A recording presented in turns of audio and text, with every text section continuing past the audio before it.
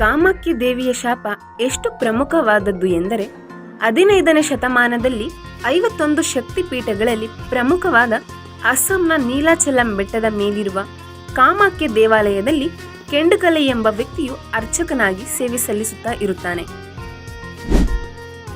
ಕೆಂಡುಕಲೆ ಬಹಳ ಪಾಂಡಿತ್ಯವುಳ್ಳವನಾಗಿದ್ದು ಮತ್ತು ಸಂಗೀತ ಶಾಸ್ತ್ರದಲ್ಲೂ ಕೂಡ ನಿಪುಣನಾಗಿರುತ್ತಾನೆ.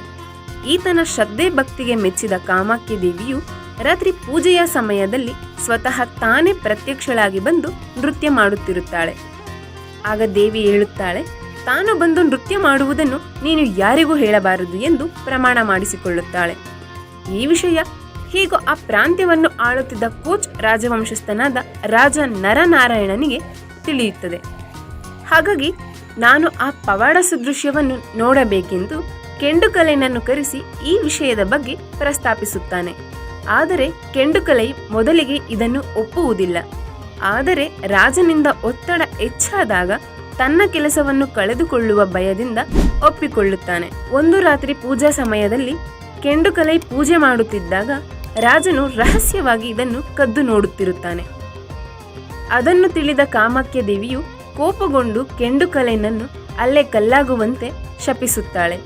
ಹಾಗೆಯೇ ರಾಜನಿಗೆ ನೀನು ಅಥವಾ ನಿನ್ನ ವಂಶಸ್ಥರು ಯಾರಾದರೂ ಕೂಡ ದೇವಾಲಯವನ್ನು ಪ್ರವೇಶಿಸಿದರೆ ಭೀಕರವಾದ ಪರಿಣಾಮವನ್ನು ಎದುರಿಸಬೇಕಾಗುತ್ತದೆ.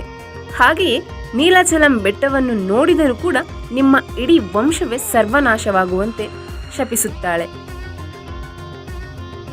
ಅಂದಿನಿಂದ ಕೋಚ್ ರಾಜವಂಶಸ್ಥರು ದೇವಾಲಯಕ್ಕೆ ಭೇಟಿ ನೀಡುವುದಿರಲಿ, ನೀಲಾಚಲಂ ಬೆಟ್ಟವನ್ನು ಕೂಡ ನೋಡುತ್ತಿರಲಿಲ್ಲ.